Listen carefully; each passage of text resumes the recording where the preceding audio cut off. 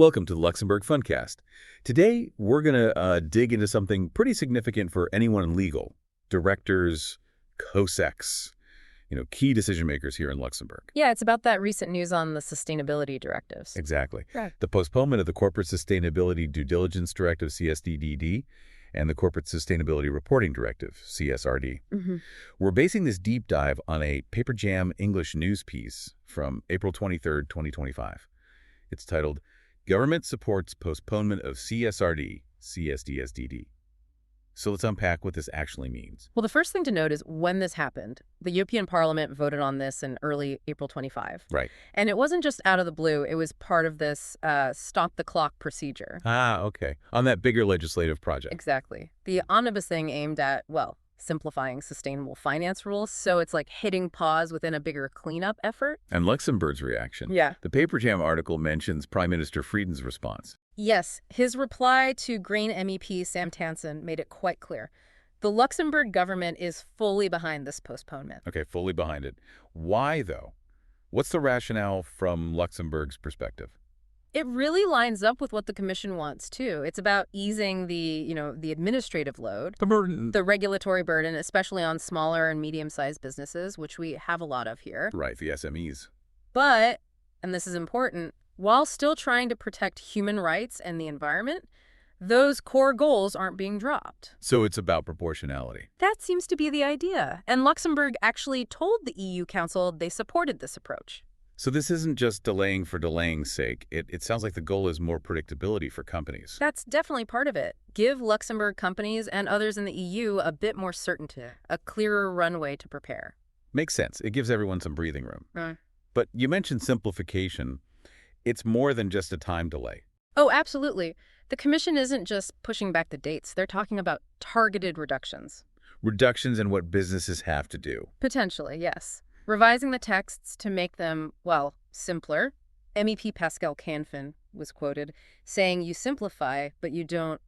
Empty them of their substance. Exactly. You don't gut the directives. So we might see streamlined requirements. And Luxembourg supports that simplification push, too. Yes, Frieden's reply confirms that. They told the Council they want simplification for both CSRD and CSDDD. But again, stressing that the main objectives have to be respected. It's that balancing act again, isn't it? It really is. Practicality versus purpose. And this whole conversation about burden, it fits into a bigger picture, right? Yeah. About European competitiveness. Definitely. You see it mentioned in relation to things like the Draghi report from last September or the Commission's competitiveness compass from January. Ah, okay. There's this wider concern that too much red tape is, potentially holding back European businesses. Yeah. So for our listeners, the legal folks, the directors, COSECs, there's also a specific point about legal certainty. Yes, Prime Minister Frieden highlighted that.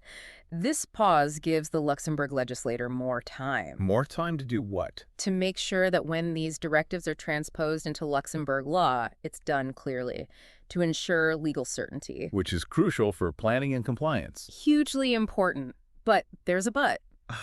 Frieden did add a caveat. He said the government's position isn't set in stone. It could still change. Depending on what happens at the EU level. Exactly, depending on further discussions and the final shape of the whole legislative package. So things are still a bit fluid. Okay, so that raises the question for everyone listening. What do you do now? How do you plan with this moving target? Well, the first takeaway is obvious. That immediate deadline pressure from the original timelines, it's eased off. Right, you've got more time.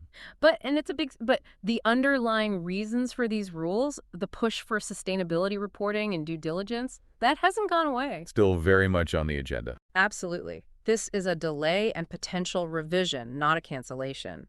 So staying informed is key. Informed about what specifically? About the revised texts when they come out, what simplifications actually make it in, how might your specific obligations change?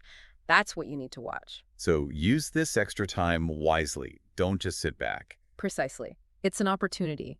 Look at your current sustainability practices now. Start figuring out the steps you'll likely need to take. Even if the final rules aren't 100% clear yet. Yes, because getting a head start on assessment and preparation will be invaluable later, aligning with the likely direction of travel. And think about how that focus on reducing the administrative burden might shape the final rules. Yes, consider that. It might mean simpler processes in some areas, but the core requirements for governance, compliance, and legal frameworks will still need careful handling. Okay, so wrapping up this deep dive on the Luxembourg Fundcast, Yeah. this postponement of CSRD and CSDDD is really a window. A strategic window for preparation, yeah. Keep a close eye on updates from the EU, from the Luxembourg government. Understanding how this evolves is just crucial for navigating corporate sustainability here. Couldn't agree more. Thanks for joining us for this deep dive. It's definitely worth reflecting on how these changes might impact your own organization's governance, compliance, legal side. Maybe think about, what are the first steps you'll take during this pause?